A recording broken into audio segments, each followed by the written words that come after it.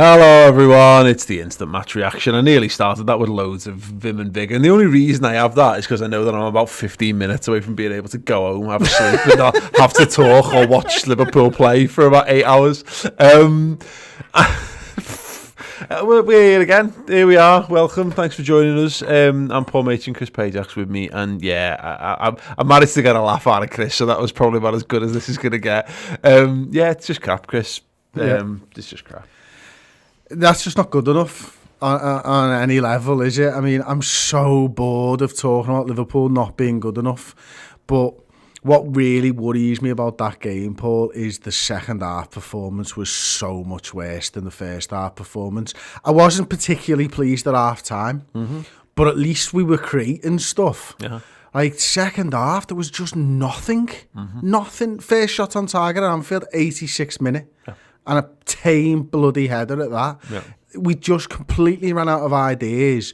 Chelsea grew into the game, and the substitutions were wild and not in a good sense. Yeah, no, it's very hard to sit here and make any case for any of the things.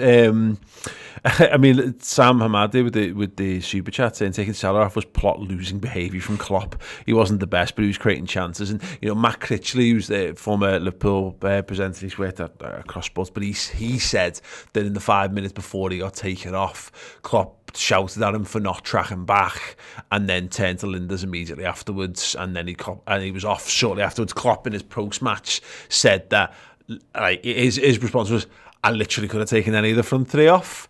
I just chose to take Salah off because they all looked tired." And I just wondered if that's the case, whether it was just because he was too close to him. You know what I mean? Like if we've been kicking the other way, Mane would have come off because Salah's just near or whatever. But I mean, Klopp will never give you the full insight into his thinking behind all that kind of stuff, and you can see Salah fuming on the bench afterwards. It's hard to make any case for the defence for that because Mane did even less after that substitution. I mean, he still put himself up, but he looked gone. Yeah, he looked done. His legs looked like they're completely gone. Completely gone. And look, I'm not going to sit here and tell you that Salah was tracking back all game. He wasn't. But also the problem wasn't that the lad in front of Trent needed help in front of him. The problem was Trent needed help behind him.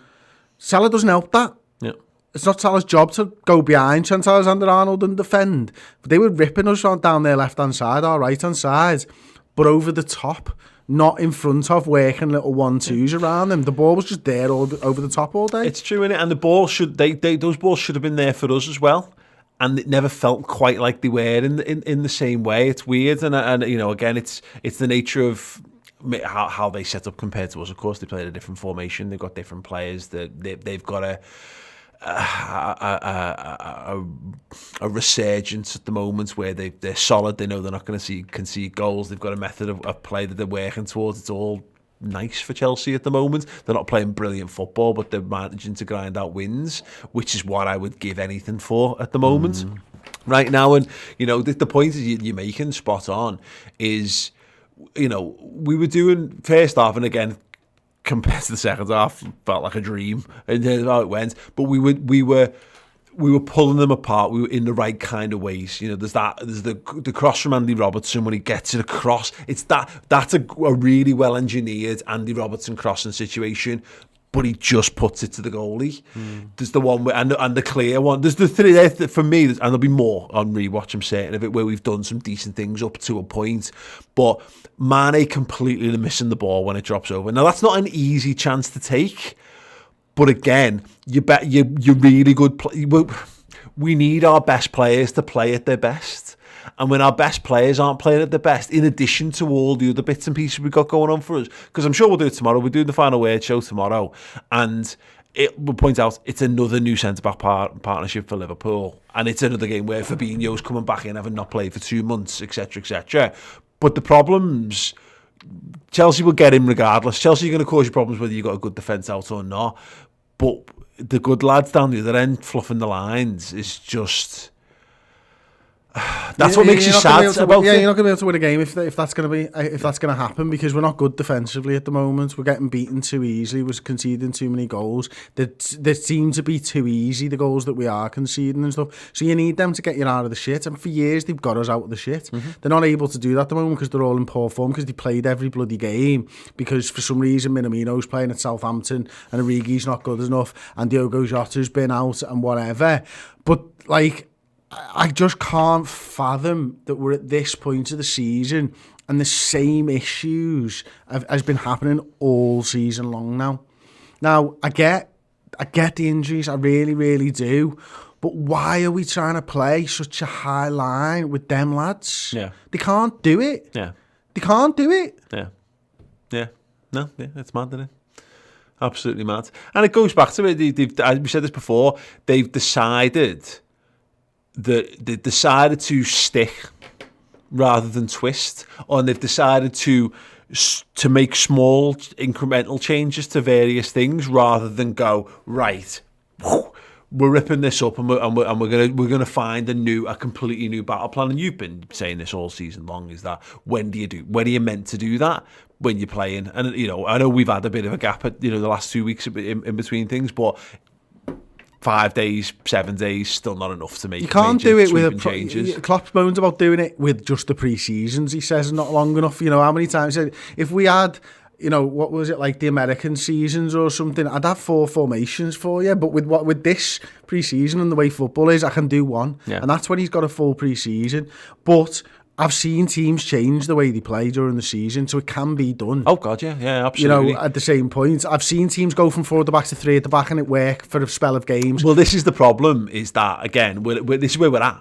Is for me, and this is where. By the way, I'm not suggesting Liverpool go to 3 at the back. By the way, it was a. We don't own enough. We changed formation. We don't have enough centre halves to play 3 at the back. But the problem with it is it smacks of desperation, I think, when you do radical changes to your formation, which is the thing that you've got to be careful of. Now, don't get me wrong. 5 home games on the no, bounce. Listen, 100%. But take my point on this. The decision's made. The decision is not now. The decision was to be made then. Yeah, right. And you were at a point where and we saw this with Brendan Rodgers. Brendan Rodgers paced his kitchen and came up with 3 at the back, and it worked for like 12, 13 games.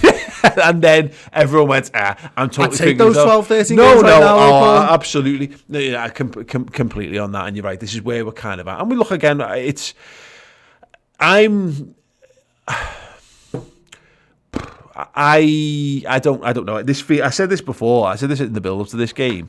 Is that this is the time now? We've now got, and Ox has been back for a while, but Ox is there and he's fit and he's available to play games. Keita's fit and available to play games. Jota's fit and available to play games, and now Fabinho's fit and available to play games. So we've got the most squad depth we've had in about 3-4 months, or 3 months, and this should be now where we're able to take the build from the win against Sheffield United and actually just put a decent run together, because we should have enough to keep things ticking over and keep it fresh. But this is exactly what happened after Crystal Palace. Is we got those reinforcements back in the festive period, and we never did. And again, because as a combination, as you mentioned, all the really good lads are all out on the feet, and all the other lads who we're bringing back have got no game sharpness whatsoever. So we're back left to, because the decision that's baffling is Alex Oxlade-Chamberlain. I can understand, but I can equally understand exactly why. Is because we need some. Got to play footy. Got to have these lads have got to play footy at some point. And I wonder whether, because we talk about the Salah decision being wild, and it is. Because why on earth you would take the best performer of the 3 off? If they're all knackered, keep the good one on. Yeah. Is that I genuinely think, particularly with someone like Oxlade-Chamberlain and Mane, whose form is he's in atrocious form at the moment. He's in the worst run of form he's been since he's been a Liverpool player. And I wonder whether Klopp's gone. Go ahead. Ox, Mane and Firmino. Go on. Go and do it. Go. Yeah, here you go. I'm not taking you off. I'm keeping you on. Go and vindicate that decision for me, and they haven't. Oh, that backfired, didn't it? Yeah, 100%. And again, and this is the thing. It's all just decisions. Yeah, but like, look, the Ox thing's mad, because I was reading a thread on Twitter before. I think Rob Gutman was talking maybe Paul Cope, a few others talking about Alex Oxlade-Chamberlain. I found it really interesting read, actually. And it was like, well, you know, when do you bring Ox on? Because when you're chasing a game with bringing Shaqiri on, and I think, well, and then obviously we've watched tonight and stuff, and I'm thinking about it during the game. I'm like, well, what's the thing? Is the thinking now, well, Shaqiri didn't work, so I'll give Ox a go? And if that's the case, well, this fucking defence isn't working with the high line, why don't you change that? Or, you know, the front three's not really working at the moment, why don't you change that? Rather than just change the sub, because the subs are not the good players. Yeah. Like, you know what I mean? They're not supposed to be able to turn a game every time they come on. True enough, but I don't think it's wrong to, particularly actually Oxlade-Chamberlain. He's been fit for fucking 3 months. Yeah. What's he done? But that's the point. He's not match fit. He's nowhere near, and he's not been given the opportunity. So why? But every time he's been any opportunity he's been given, he's still been given opportunities. But when we're winning, well, whatever, but all over. He's had all kinds of little bits and pieces. And I was saying this on the reaction show before. He's coming onto the pitch and playing like an 18-year-old lad, just making his first steps into this Liverpool team. Right. Jordan Henderson goes out has the same sort of knee injury, not the cruciate, but the one that he had recently, just missed the start of the season. 2 or 3 months out, maybe a bit of surgery or whatever, and he comes back in, and Jordan Henderson owns his role in that team. Now he's different, he's the captain. You know, I don't expect them to be the same personalities. Jordan Henderson goes out, and Jordan Henderson comes in and walks straight into that team like he's never missed a beat. Same is true of even Jota was so noticeably Diogo Jota when he came on the pitch, you know, in the kind of way he was playing. Oxlade-Chamberlain, I understand why he's like this, because he's had so many setbacks and he lost his place in the team, having had the most serious injury you can have as a footballer and come back from it in terms of his ACL. But he doesn't play like Naby Keita comes straight back into the team, and it's like Naby Keita, and it's Naby Keita. The difference is, Ox has never been in this team. Yeah. Never, not a place to come back to. Yeah. It's a completely different team. True enough. They plays a completely different way. Yeah. But Henderson comes back in and his role hasn't changed. It's still the role that he was playing beforehand. Same with Naby Keita. Yeah. Oxlade-Chamberlain was a midfielder in a fucking counter-attacking side. That's not what we are. Yeah. So there's no space for him to come back into and take. But you're not getting any sense. But he just whether it's in his own head. And I always thought this about Oxlade-Chamberlain, that he was at Arsenal for a year too long. If we'd got him a year or two sooner, I don't think he'd have the same psychology that he has. I just think we got him a bit too late. He had just too much Arsenal in him by that point. But he doesn't strike me as that is a major concern. You know my point. He just doesn't strike me as a lad who I don't know. And again, you're fighting against a whole bunch of things, and it seems churlish to single out a footballer, but as an example of it, especially one that was only on the pitch for 28 minutes or whatever. But he's brought on because he's got drive. He's comfortable on the ball. He's got good control, and he doesn't mind getting a shot away. And it's a daft example, right? And I remember playing Sunday League, and I'd had one of my spells when I'd given up goalkeeping for a bit, and I'd started playing outfield, and I didn't know this. Oh yeah. Well, but because I'd had a few. Good side, was it? Well, no. Sorry, anything to take my mind off Liverpool. But I'd had a few good games. I had a few good games in training where I'd be taking the piss and scoring overhead kicks and all that kind of stuff. You do them very well. Yeah. And I remember coming on. And I was played left wing, mad, right? I know, because you've never seen me do that before. But I came on, and the ball got played to me, and my instinct, if I'd been playing training, was to flick the ball over my head and go. But because I was in a match all of a sudden, and I was coming into the team, I played this awful cushioned ball into the waist of the guy nearest to me. And I remember speaking to him years later, and he was like, the way you've been playing, I just expected you to do something mad and get off with the ball. And I was like, that's what I wanted to, but I thought I had to do this thing to earn me right to do that in the side. And Oxlade-Chamberlain feels like he's playing that for that for Liverpool at the moment. And whatever he needs to do, he needs to believe that he's meant to be a part of this team, because if he doesn't, he won't be. And again, that's a lot of time spent on Alex Oxlade-Chamberlain, who was a very inconsequential by and large when we're talking about the ball before performances in that team, when really Sadio Mane, something needs to happen to him. He needs Diogo Jota to be a couple of games fitter, I think. Yeah. So you can take him out for a match. And same goes for Bobby Firmino, and the same probably goes for Gini Wijnaldum, and the same probably goes for Mohamed Salah to some extent, and blah, blah, blah. But this is where we're at. And unfortunately, life's a shithouse. We need to find a way to win, because ultimately these are all great and these are all things, and we've got all these contributing factors. Liverpool need to find a way to win, because no one's going to be arsed. We've got to get back to winning ways quickly, because we need Champions League football. We need it, and we can't be taking that Europa League and the Conference League and all that jargon. We don't need that. We don't want that. The players that we want to sign, take this side on again, they won't come for nothing less than Champions League football. And that's the point, is that there comes a point where excuses are all, and it might just be, and as I said all along, that this now side has just had so much ripped out of it, and then it's not just the players that aren't there, it's the knock-on effects to what you've not have. It's like if you've ever had you twist your ankle or something and you favour it for a few days, and by that time your ankle's better, the left side, the other side of your body's completely fucked because you've been walking awkwardly as well, and that's I think where Liverpool are at, and that might be the case. We might just not be good enough because of all the things, and we might just be a Europa League level side, which is horrendous to take. But right now we're not even that. No, right exactly. Now the belief is gone in this side. Yeah. And I saw a little bit of Andy Robertson's post-match interview. I thought it was quite interesting. Definitely go and check it out and stuff. But they are taking ownership, and they need to take ownership over this, because their performances aren't good enough. And we can talk about the manager, and I think the manager's made some bad decisions tonight with regards to substitutes. But the players on the pitch are the ones that are able to do their talking on the pitch, not the manager. And the lads that he's putting on the pitch aren't doing the business for Liverpool right now. Yeah.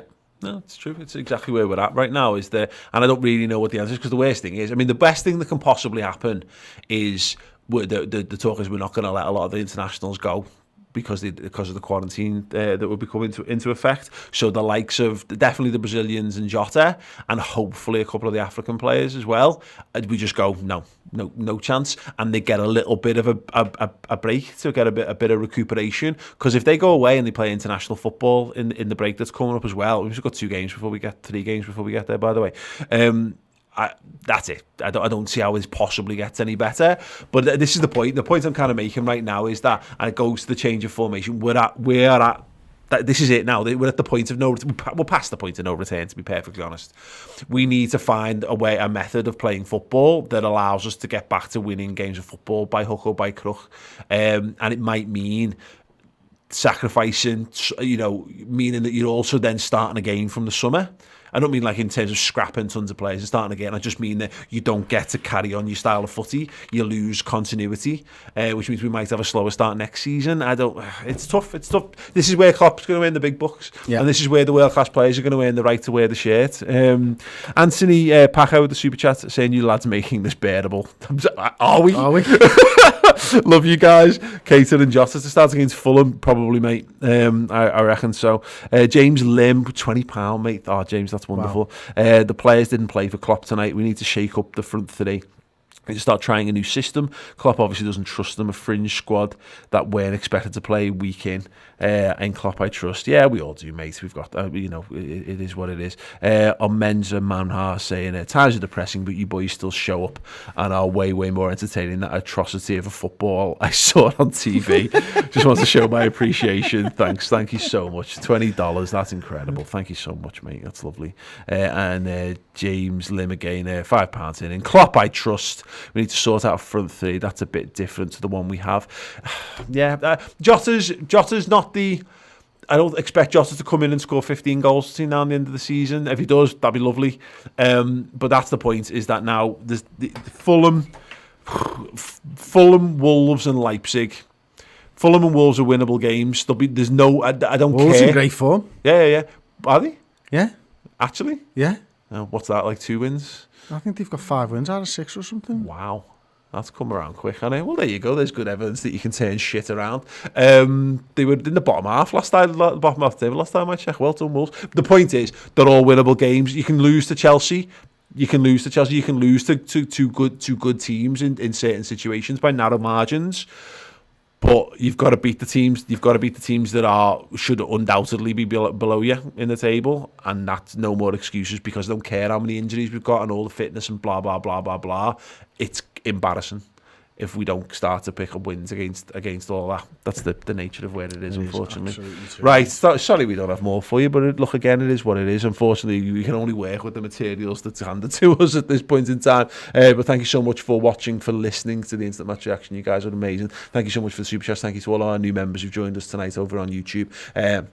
And I mentioned it before, if you want more content that's not Liverpool match related, you know, where Liverpool were great in the past and the future and all the great legends that were at the club, we've got a brand new series for you, Cop Chronicles. It's a 6-episode series. Episodes 1 and 2 start streaming tomorrow. That's Friday on the redmentv.com. Get in with all of that. Really, really good stuff. And we've got a documentary 1 year on from Atletico and looking at the impact of COVID from the government's response to the city of Liverpool and beyond as well. That's coming out next week. Plenty of stuff to keep you entertained and some more upbeat stuff as well on there. You're going to have a little dig around the website, loads of boss stuff. Yeah, thank you so much. We'll see you all very soon. Ta-ra.